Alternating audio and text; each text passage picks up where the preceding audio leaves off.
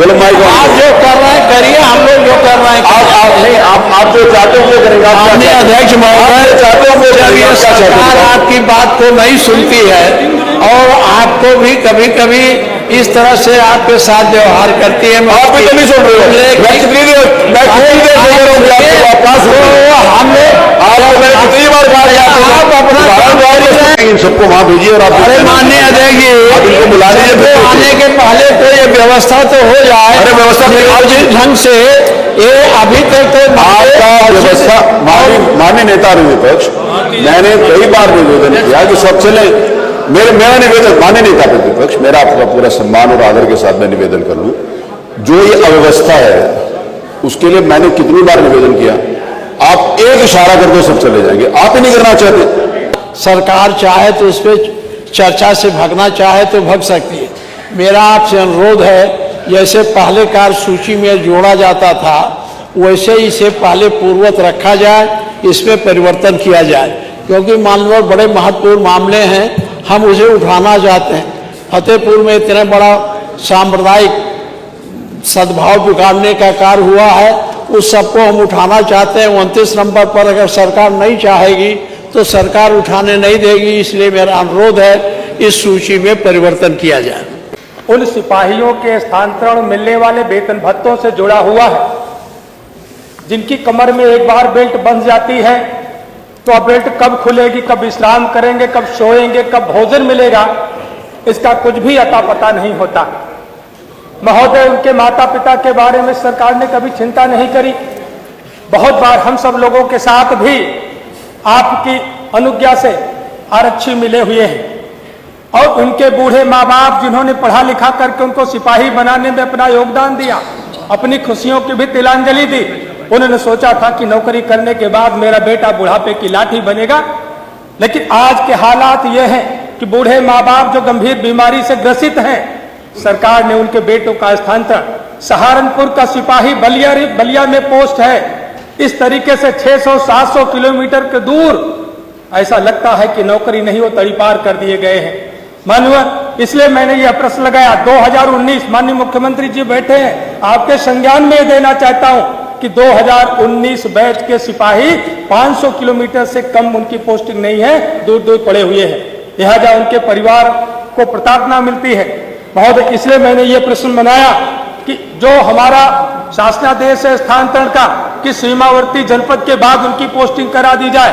2020 का 2021-22 के सिपाहियों की पोस्टिंग तो आसपास हो गई, लेकिन 2019 के सिपाही 500 से 600 किलोमीटर दूर पड़े हुए हैं। माननीय, इससे जो उनके परिवार का जो इमोशनल लॉस होता है, जो उस सिपाही का इमोशनल लॉस होता है, इसकी भरपाई कभी भी किसी भी दशा में नहीं की जा सकती। लिहाजा परिणाम देखिए, अभी हमने समाचार पत्र पढ़ा था कि कानपुर में कई सौ सिपाही लापता है। अनेकों जनपदों में इस तरह की सूचनाएं आती हैं कि सिपाही लापता है।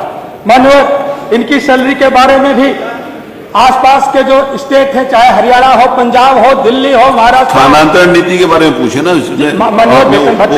जी जी, इनका प्रारंभिक जो उत्तर प्रदेश के सिपाही हैं, इनका प्रारंभिक वेतन 21,700 है और हरियाणा, पंजाब, महाराष्ट्र, दिल्ली के सिपाहियों का प्रारंभिक वेतन 35,000 से 50,000 है। माननीय, इनको मिलने वाले भत्तों में सरकार ने कभी ध्यान नहीं दिया।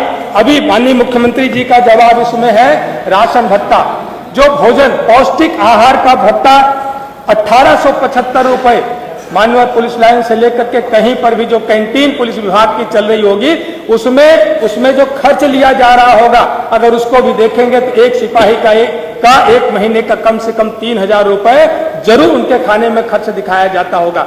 लेकिन उन सिपाहियों का मिलने वाला भत्ता 1875 रुपए माने बहुत कम है।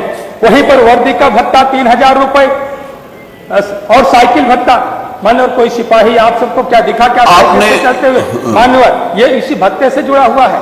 मैं विषयांतर प्रश्न नहीं कर रहा हूँ। माननीय मुख्यमंत्री जी बैठे हैं। मानव, आपने कहा था 3 वर्ष पहले कहा था कि हम सिपाहियों को 500 रुपए मोटरसाइकिल भत्ता देने का काम करेंगे, लेकिन अभी तक उसका शासनादेश प्रतीक्षारत है। वर्दी धुलाई का भत्ता 188 रुपए। उत्तर प्रदेश के सिपाहियों को कोई जोखिम भत्ता नहीं दिया जाता। HRA 1200 रुपए और यही आसपास के स्टेट में देखेंगे तो HRA 24% दिया जाता है। मान्यवर, इनको छुट्टी के नाम पर शून्य है, कम से कम महीने में 2 दिन का अवकाश मिल जाएगा तो इनको इनका जो मानसिक उत्पीड़न होता है वह नहीं होगा, इनकी कार्यदक्षता बनी रहेगी। मानो इसीलिए मैंने, और खास तौर से एक महिला सिपाहियों की जो समस्या बैरकों में है, इनको आवासीय सुविधाएं नहीं है, इनका परिवार कैसे चलेगा, बच्चे कैसे होंगे, उनको तरह तरह की असुविधाओं का सामना करना पड़ता है, तो उनको कम से कम आवासीय सुविधाएं बढ़ा दी जाए। माननीय, मैं अनुपूरक प्रश्न से पढ़ जा रहा हूँ, माननीय मुख्यमंत्री जी बैठे हैं, सिपाहियों पर कृपा हो जाएगी। मान्यवर, मेरी सरकार से यह मांग है कि जो सैलरी उत्तर प्रदेश के सिपाहियों का प्राथमिक वेतन 21,700 है, अन्य स्टेट की अपेक्षा बहुत कम है, इसको बढ़ा करके 4200 पे ग्रेड पर कर दिया जाए। राशन भत्ता जो 1875 रुपए है, इसको कम से कम 3000 रुपए कर दिया जाए, और वर्दी भत्ता 3000 से बढ़ा करके 6000 कर दिया जाए, और साइकिल का भत्ता 200 से बढ़ा करके मोटरसाइकिल का भत्ता 1000 रुपए कर दिया जाए, और जोखिम भत्ता जो उत्तर प्रदेश में नहीं है उसको भी घोषणा अगर माननीय मुख्यमंत्री जी आदेश करा दे तो हो जाए। HRA इनका कम से कम 25% निर्धारित कर दिया जाए। मैं माननीय मुख्यमंत्री जी से ये मांग करता हूँ। चलिए, उन्होंने मांग के लिए कोई प्रश्न नहीं पूछा, अगला प्रश्न लेते हैं। कोई पूछा नहीं उन्होंने, तो बर्बाद किया मानवर, कई संस्थाओं को बर्बाद किया। आज आप तो जिस क्षेत्र से आते हैं मानवर, कानपुर, कभी को मैनचेस्टर कहलाया जाता था मानवर, चाहे वो मजबूरी हो और हमारी मांगे पूरी हो, इसी बात के लिए बर्बाद किया मानवर इन्होंने, इसी आधार पर बर्बाद। अब जो फोर्स को भी बर्बाद करने में तुले, बर्बाद करने में तुले। जितना इस सरकार ने पुलिस प्रशासन और बाकी लोगों को खासतौर से नौकरी, उनका टाइमली प्रमोशन देने का काम किया, आज तक किसी सरकार ने नहीं किया। इसने इनको राय दे दी। एक वो आए थे, उन्होंने कहा, वो पता नहीं इंग्लैंड से आए कहां से आए, उन्होंने कहा कि पानी एक बूंद मिल नहीं रहा, बताइए। अब वो ये आदमी को हिंदुस्तान का आदमी कह सकता है, ये प्रदेश का आदमी कह सकता है पानी नहीं मिल रहा, ये सवाल जो है। और दूसरे, ये इनको मालूम ही नहीं किस दुनिया में रह रहे हैं।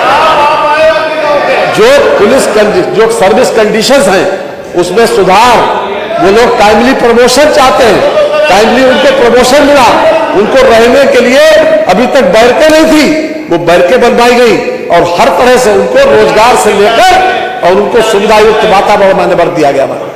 और इनको जो है, ये पता नहीं किसने इनको सलाह दे दी कि तुम ये ले आओ मान्यवर। हर तरह से ये सरकार पूरी तरीके से सचेत है, और फोर्स के लोगों को मेरा आपके माध्यम से कहना भी है मान्यवर, पूरे सदन से भी, कि फोर्स के लोगों को कम से कम बर्बाद करने से छोड़ दे मान्यवर।